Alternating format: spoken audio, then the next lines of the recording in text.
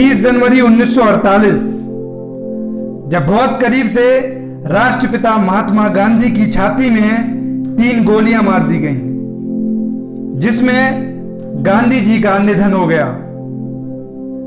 और जिसने गांधी जी की हत्या की उसका नाम था नाथूराम गॉडसे। हत्या के जुर्म में गॉडसे को 15 नवंबर 1949 को फांसी दे दी गई और गॉडसे आजाद भारत के पहले व्यक्ति हुए जिन्हें उनके दोस्त नारायण आप्टे के साथ फांसी हुई। एक ब्राह्मण परिवार में जन्मे नाथूराम गॉडसे हिंदू राष्ट्रवाद के कट्टर समर्थक थे, जिन्होंने अपनी हाई स्कूल की पढ़ाई बीच में ही छोड़ दी और भारतीय स्वतंत्रता संग्राम में शामिल हो गए। और ऐसा दावा भी किया जाता है कि गॉडसे अपने भाइयों के साथ राष्ट्रीय स्वयंसेवक संघ से भी जुड़े हुए थे, लेकिन राष्ट्रीय स्वयंसेवक संघ इस बात को हमेशा से नकारता हुआ आया है कि गॉडसे राष्ट्रीय स्वयंसेवक संघ से भी जुड़े हुए थे। बाद में गॉडसे ने हिंदू राष्ट्रीय दल नामक एक संगठन बनाया।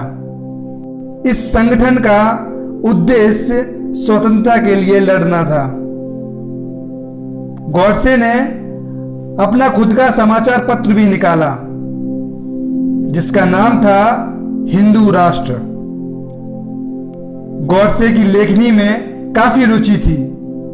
उनके विचार कई समाचार पत्रों में भी छपते थे। शुरू में गॉडसे महात्मा गांधी के सच्चे अनुयायी थे। गांधी जी ने जब नागरिक अवज्ञा आंदोलन छेड़ा तो गॉडसे ने गांधी जी का न केवल समर्थन किया बल्कि आंदोलन में बढ़ चढ़कर हिस्सा भी लिया।